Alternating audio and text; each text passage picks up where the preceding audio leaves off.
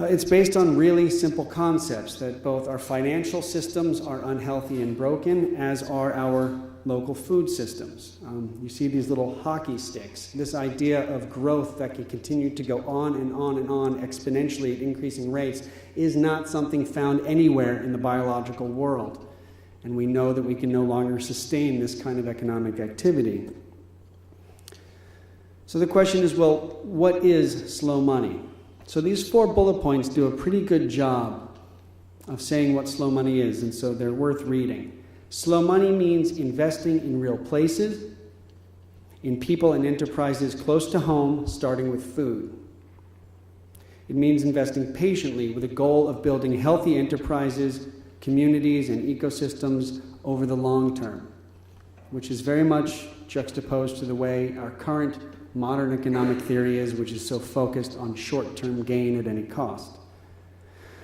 It's about measuring success by the world we create around us and the health of our soil, not just by the profit that we make.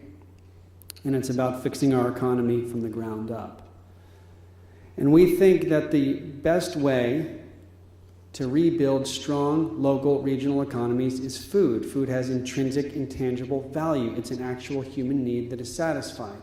When we look at the economic activity over the last many years, and we look at Wall Street and the birth of the financial product and the financial instrument, be it a derivative, be it hedge funds, be it all of these things that were developed over the last 40 years, these were things that literally just sucked wealth out of financial transactions.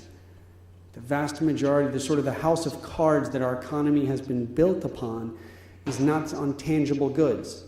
And so food, something that we need to eat, something that touches every other industry around us. Food connects to fossil fuel dependency. It connects to transportation. It connects to health and wellness. It connects to job creation. It connects to all these other things. And if we can fix food economies, then we can fix local economies. And that's sort of at the heart of why slow money focuses on food. You can apply the slow money principles to anything, green technology, all sorts of other things that contribute to a restorative economy. But the key is we're starting with food. We want to be effective and successful in one arena, and we think food is it.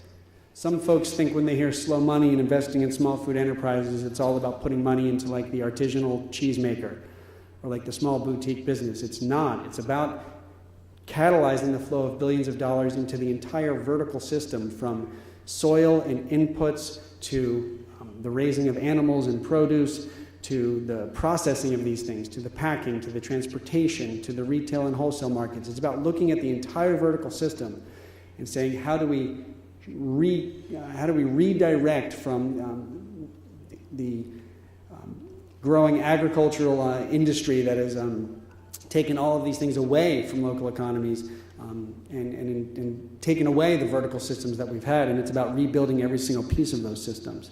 So if we could get 1 million Americans by 2020 doing 1%, it would be a huge victory. And that's a really, really small goal, actually. It's very likely that by 2020 we'll have people taking 10% of their portfolios doing it if we actually look at the behavior of the people that have been coming towards us. So the way slow money does what it does is 3 ways. We're about inspiring people, connecting them, and then inspiring them to invest. And so the first 2 pieces are very much the same thing that's going on right here today. It's bring thought leaders together, bring people with experience together, and inspire us towards a new way of envisioning the world, and inspire us towards new behaviors. And then let's get the money to actually flow. So the way that we're doing that, the book has been one way. The book has sold 15,000 copies all over the world. It's been translated into 3 different languages via the website, via the media, via strategic partnerships with organizations like Bali, which have come up a number of times today, financial institutions like RSF, local partners, national partners, and most importantly, through our national gatherings.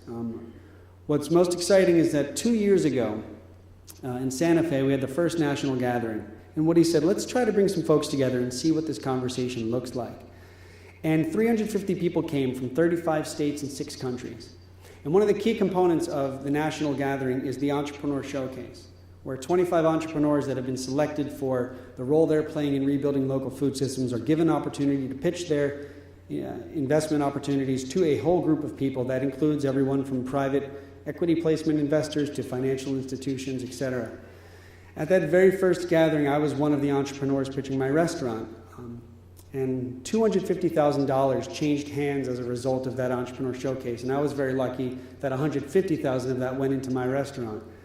We needed to raise a total of $2.5 million in 18 months while designing and building the restaurant during 2008 and 2009.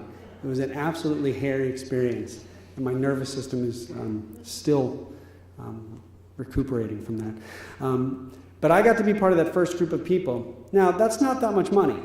That's not really much to turn heads. Fast forward to last year, our second national gathering in Shelburne Farms, Vermont. Another 25 entrepreneurs come. This time 600 people came from 35 states and 6 countries. As a result of that event, $4.5 million changed hands. So exponential amount of growth from the first event to the second. And in 4 short weeks, we're having the third national gathering, and we decided, okay, Slow Money is ripe enough and mature enough, let's take it to a major market. So we're hosting the third national gathering in San Francisco, October 12th to the 14th at Fort Mason. And we've got Vandana Shiva coming, Wes Jackson, David Suzuki, the thought leaders and folks that have been doing this work for years. And we're expecting over 1,000 people. And we're going to put another 25 people in front of these folks. And we expect that $4.5 million to grow even more.